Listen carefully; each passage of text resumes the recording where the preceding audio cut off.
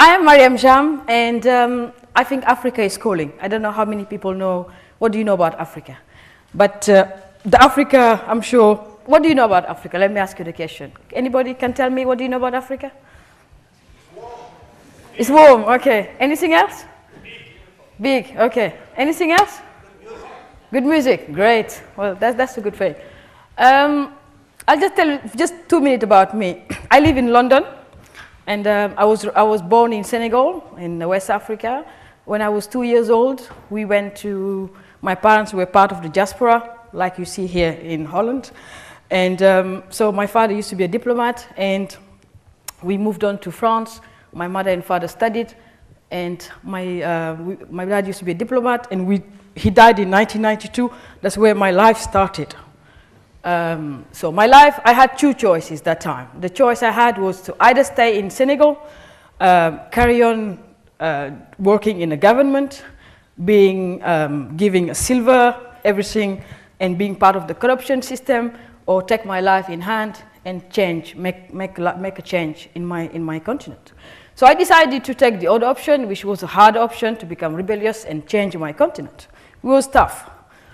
Now, and then I decided to come. I said, okay, 1992, I studied, carried my studies, finished my MBA, and start opening my companies in London. So I worked for JP Morgan, Lloyds, TSB, and many banks in a floor, selling asset management and corporate management, everything. Then my company is starting to grow as an African woman in Europe. It's very challenging, and I decided, well, what do I have to do now? Do I have to stay here and carry on working and contributing to the European economy, or do I need to do something in my continent? So I decided to do something in my continent, in Africa, so in Senegal. I started in Senegal, and so I become a champion of causes. The champion of causes, I'll explain to you a little bit what is that. So I go and find the causes that are very good, that are changing Africa, and I champion them. So today I'm doing a lot of stuff with the Gate Foundation and many other little organizations I champion. Now this organization is called the 10,000 Girls. The 10,000 Girls, we're looking to put 10,000 girls into school by 2013. We have 2,500 girls right now into education school in Senegal, and we have 10 girls into social entrepreneurship school. So they're all studying, using mobile phone, working, exciting, just as human beings. So we don't need charity. There's no money being given to these people. They're working very hard for themselves. So what we're trying to do here is to make these people self-sufficient, self-independent, and they can do things for themselves. We're not saying that charity is dead, aid is dead, but we're saying that Africa doesn't need money anymore. So what Africa needs is tools. So a tool of empowerment, which is very important today. So if you are waking up and giving your money to charities, I'm asking you to stop it, because the money is not used. So what you need to do is you transfer your skills to Africa. So Africa is a continent. So you got different countries, different culture, different background, people are different. You know, every time you go in Africa, you see different things. So what do you need? So you have plenty of resources. People are exciting. Try to learn the proper Africa instead of giving your money to them. You get the information you need. If you interact with people, you treat them the way you want to be treated, they'll treat you like that. So you get the information you need, and the opportunities are endless. So what I'm saying here about aid versus cell phone. If you have a Nokia here, you go to Senegal, or you go to Ghana or Kenya, you said, okay, I've got a cell phone. I prefer giving you a cell phone instead of giving you aid. Everybody who's been to Africa, you know that when you walk on the streets, people are asking you money. They're trying to get money away from you. They're trying to help you. Because for 80 years, the African intelligence have been insulted. We know we've been depending in aid from colonies to everywhere. So they give us money. We become dependent, we become lazy, and we don't work. So what I'm saying now is, instead of spending your money into the African continent, give them the tools. Give them the tools, and a mobile phone is a tool. They can use it, and it's going to work. The top neck, we have mobile phone is working in Africa today. People don't use money anymore.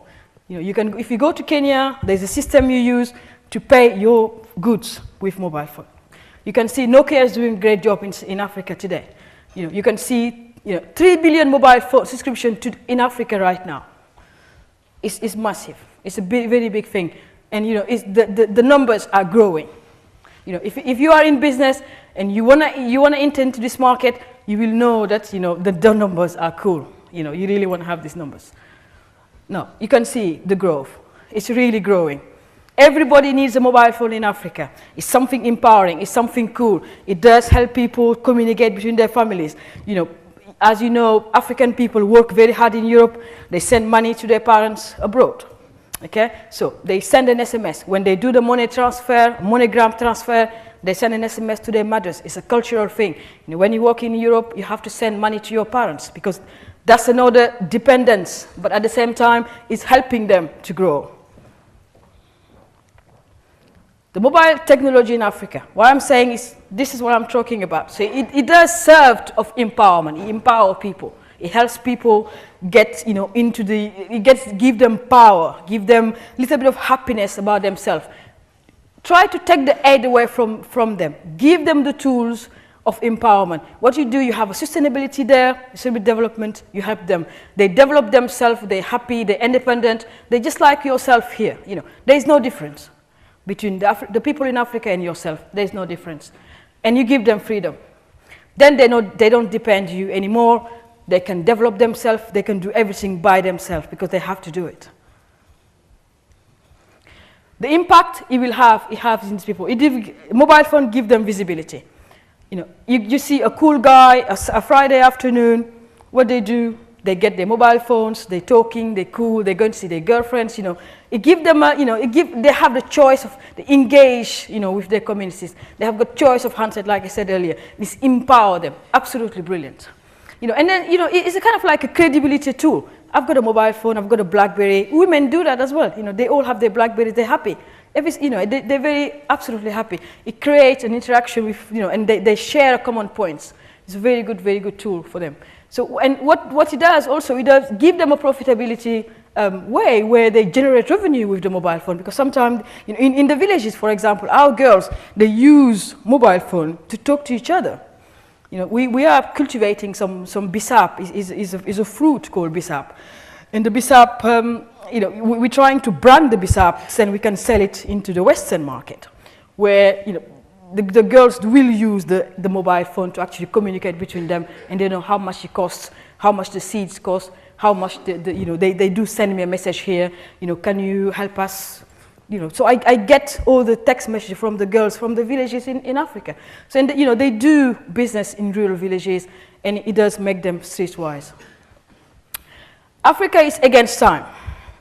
I've got one of my businesses in London is helping US software companies set a foothold in Europe, Middle East and Africa. And I'm just opening up the Asia market for them. If you are a business today and you sit down with your sales, your vice president of sales, and you're really looking at your forecast today, you said, what are we going to do? If you're not doing a business in Africa today, you don't have a business. Because in about 5 years' time, the African market will grow.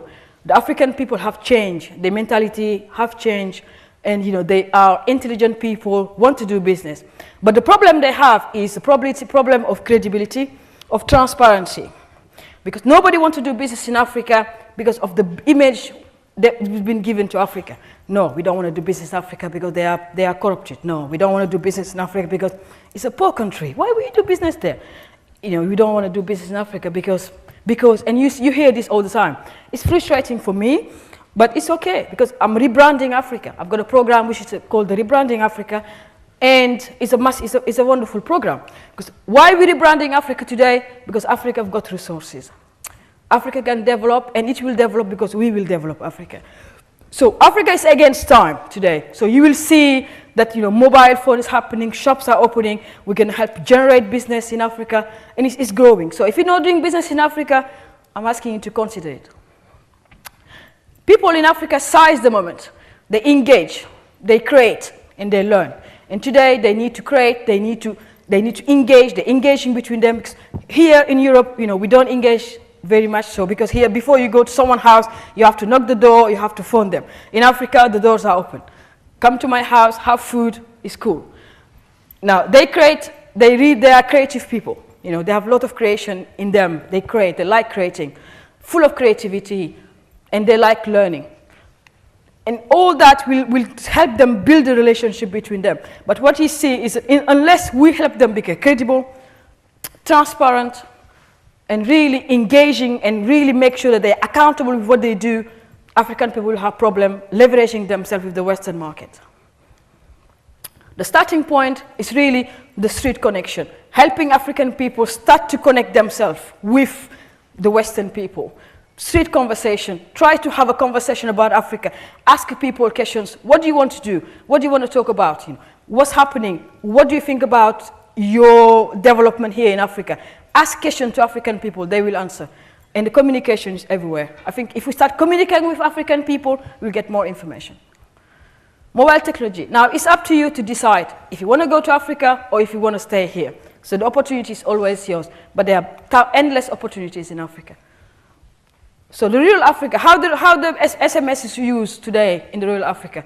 Women in villages, they use it. For example, with the Gate Foundation today, we're giving mobile phones to the rural villages of Africa, where they use mobile phone to text how much the seeds cost. The seeds that are given to them by the government, they can text and see how much it costs. The social entrepreneur, you got, you know, African people themselves are entrepreneurs. They were born entrepreneurs. They like selling things. You see them on, you know, from the street of Mombasa, you can see that. They sell you mobile phone. They sell you everything, a watch, to tweet, they can sell it to you. Now, you know, they use the SMS, social entrepreneurs, the young adults, local communities, non-profit organization. I don't like non-profit organization personally because I think they're a waste of time and they have destroyed Africa, personally.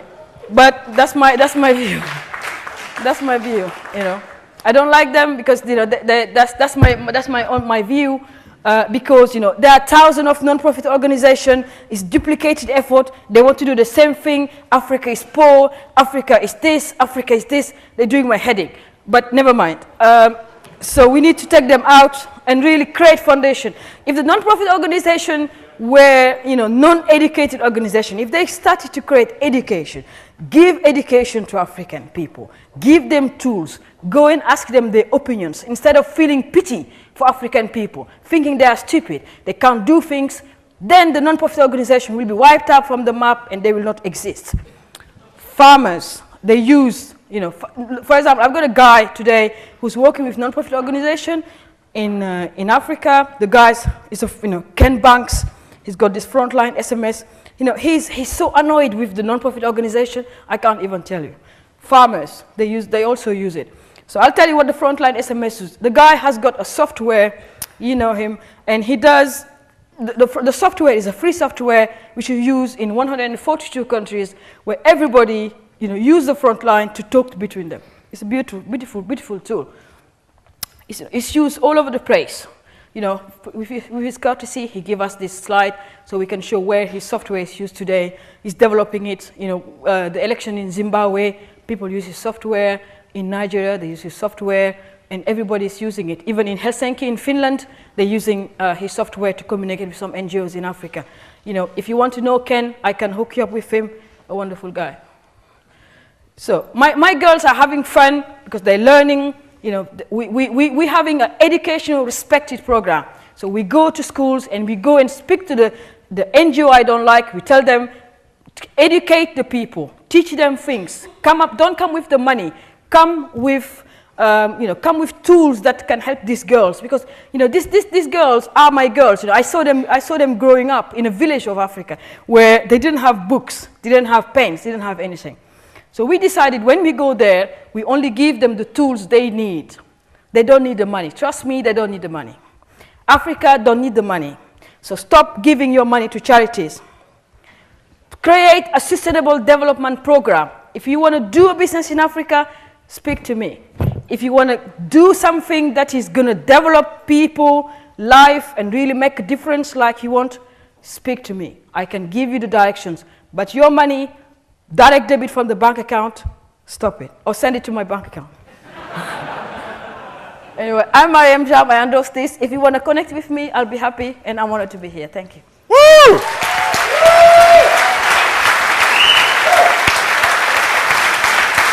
Please stay on stage.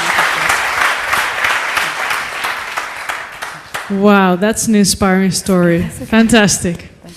Okay, I got many questions for you on Twitter. Do you want them one at a time? Okay. Okay, Martijn Snels asks, are the microfinance solutions already integrated in the SMS system in the developing countries? Yes, it is, yeah. At the moment I'm working with Acumen Foundation, and we have also the Garment Foundation I've just contacted recently.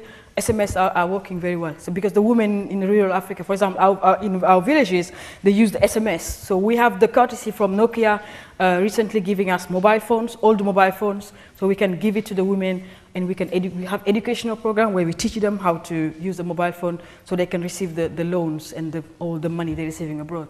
It's a very good, I mean, if we can find somebody to help us develop those sort of software like Ken Banks does, and text messaging, it'll be wonderful, so we can teach the women how to do it. Okay, great. Thanks, Martijn Snels, for your question. I don't know where you're sitting, but over there, that was his question. Hout, it's Robert Houtenbos, sitting over there. He asks, how do we integrate the African or non-Western business model of hospitality and basic trust here? How do we? So, how do we... The African business model of hospitality and trust, yes, you're talking about. Yep. So how can we integrate that over here? Is that your question, right? Well, so transform it to Europe. You mean share it, the hospitality business, but share it here in Europe? Yeah, of course. I mean, if, for example, we can learn a lot in Africa. It's amazing, actually. I should be now the African champion, you know. I need to start talking about it. No, the hospitality market is huge. But what you see, the problem Africa always has is the problem of accountability and transparency. You know, it's like when you're saying a little child, you are bad, you are bad, you are bad. Finally, the child become, you know, in his head that is bad. So what we have today is a rebranding Africa, changing the mentality of the whole industries and system. Then people will start integrating, you know, what's happening in Africa. I mean, the hotel industry, the hospitality industry is huge, it's massive. And sometimes the businesses are not even touched yet. So I'm sure we can integrate and we can learn. What I'm trying to say here is that the Western countries need to start partnering with African countries. We need to start partnering. We can all learn between us.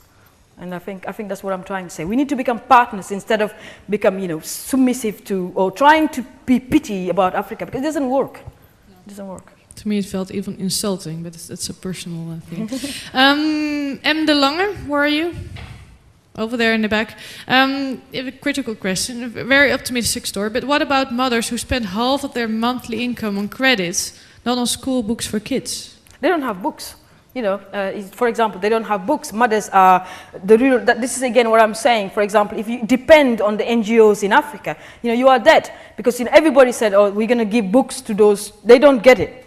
They don't get it. They spread it through their families and stuff like that. So when you're doing an educational program, let's say in books, speak to us, give it to the proper NGOs and some proper educational programs where you can go and spread it. Then mother don't have to spend it. Otherwise, they spend their money. You know, a rural, for example, one of my ladies, she can walk from, you know, she can walk like maybe 20 miles just to go and get a book for his child.